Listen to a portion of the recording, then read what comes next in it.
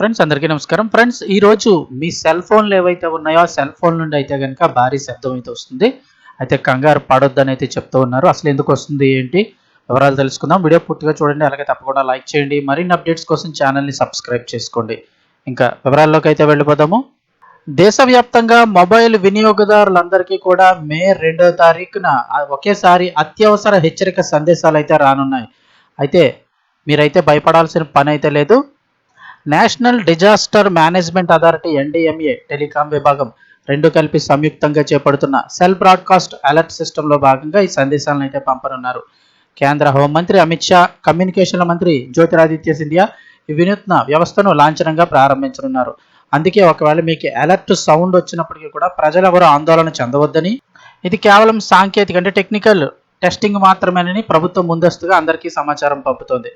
అసలు ఎందుకు ఈ అలర్ట్ సౌండ్ ఇస్తారు అంటే, సాధారణంగా ప్రకృతి వైపరీత్యాలు సంభవించినప్పుడు కొద్ది సమయంలో అంటే సెకన్ల వ్యవధిలోనే లక్షలాది మందికి అలర్ట్ చేయడం, అప్రమత్తం చేయడం ఈ వ్యవస్థ యొక్క ప్రధాన లక్ష్యం. సాధారణంగా ఎస్ఎంఎస్ పంపడానికి నెట్వర్క్ సామర్థ్యం సరిపోకపోయినా ఈ సెల్ బ్రాడ్కాస్ట్ సాంకేతిక ద్వారా ఒకేసారి ఒక నిర్దిష్ట ప్రాంతంలో అన్ని ఫోన్లకు సందేశం అందుతుంది. అంటే మీ ఏరియాలో ఏదైనా తుఫాను హెచ్చరిక కానీ, పిడుగులు పడే అవకాశం ఉన్నప్పుడు కానీ సాధారణంగా ఇలాంటి అలర్ట్లు మోగుతాయి. దీనికోసం వినియోగదారులు ఇంటర్నెట్ సౌకర్యం ఉండాల్సిన అవసరం కూడా లేదు. సెల్ టవర్ల పరిధిలో ఉన్న ప్రతి హ్యాండ్సెట్కి హెచ్చరిక నేరుగా వెళ్తుంది. ఈ రోజు నుంచి సాయంత్రం లోపు ఏ క్షణమైనా మీ ఫోన్కి టెక్స్ట్ మెసేజ్ రావచ్చు. ఈ సందేశం వచ్చినప్పుడు మీ సెల్ ఫోన్లో మీ మొబైల్లో బిగ్గరగా బీప్ శబ్దం చేస్తూ వైబ్రేట్ అవుతుంది. ఫోన్ స్క్రీన్పై NDMA will test cell broadcast alerts అనే సందేశం కూడా కనిపిస్తుంది. ఇంగ్లీష్, హిందీతో పాటు ప్రాంతీయ భాషల్లో కూడా ఈ హెచ్చరికలు వస్తాయి. ఈ మెసేజ్ చూడగానే మీరు ఎలాంటి రిప్లై ఇవ్వాల్సిన అవసరం లేదు, అలాగే ఎలాంటి యాక్షన్ తీసుకోవాల్సిన అవసరం లేదు.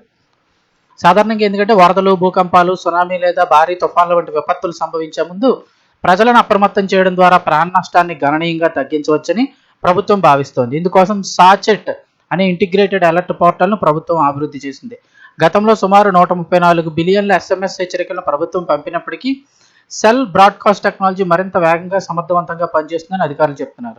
సో అది వాళ్ళ టెస్ట్ చేయబోతున్నారు. అందరికీ కూడా ఒకసారి హెచ్చరిక సందేశం పంపించి టెస్ట్ చేయబోతున్నారు. ఒకవేళ అలా బీప్ సౌండ్ వచ్చి వైబ్రేట్ అయినా మీరేం కంగారు అయితే పడొద్దు.